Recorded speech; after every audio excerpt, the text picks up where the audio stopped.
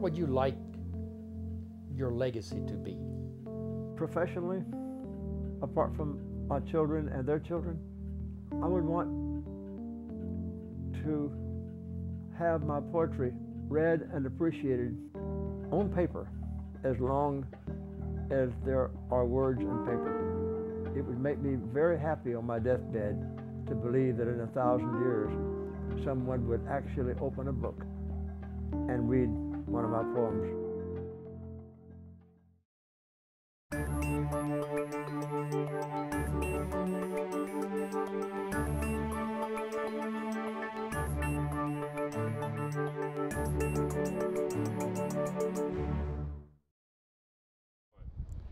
Hidden in the hills of the University of Arkansas campus is a treasure that has gone mostly unrecognized by the people of Arkansas.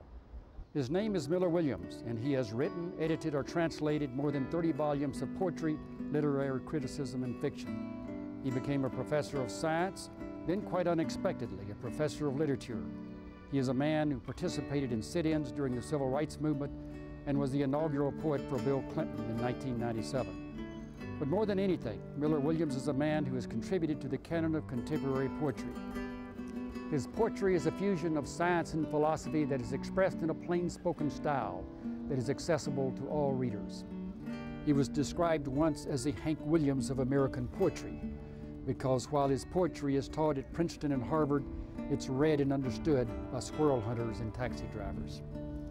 Miller Williams is a man of distinction, with a unique talent and a unique life, one that is rooted right here in Arkansas. My parents were both born in 1894 in Northeast Arkansas.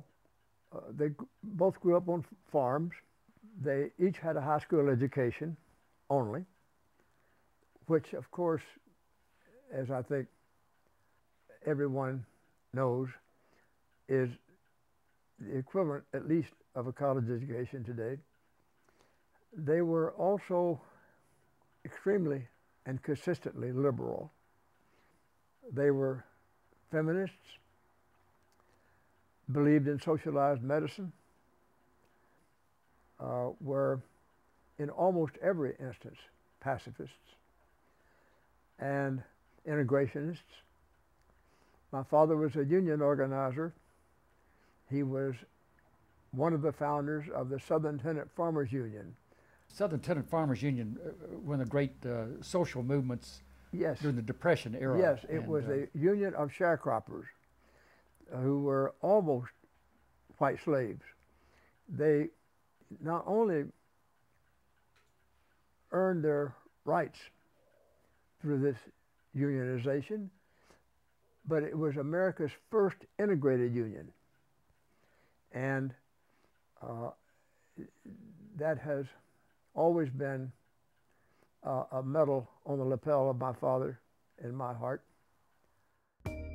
Miller Williams was born on April 8, 1930 in Hoxie, Arkansas, the 8th of 11 children born, but one of only 6 to survive past childhood.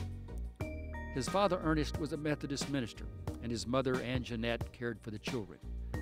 As a minister's son, Williams' early life was a nomadic one. He lived in 5 Arkansas towns as he grew up.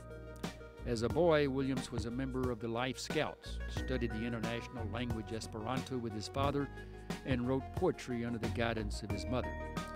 Growing up in a liberal household, Williams was an open-minded youth who often tested his ideology. In the mid-40s, while living in Fort Smith, Williams went to a basketball game with an integrated youth group. He was only 16 years old, but he wasn't afraid to stand up for his convictions. We sat on the white side, but there were a circle of empty seats around us, of course. But nobody did anything hostile except to say and shout a few words. As we left, one of the white students whom I had known ran up behind us and whirled me around. I was 16, and hit me in the mouth with his fist and knocked out my upper front teeth. I woke up with my head on the lap of my sweetheart who was with us. Her skirt was all bloody, they helped me home and told my father what happened, my parents what happened, and he wanted to give me the Purple Heart.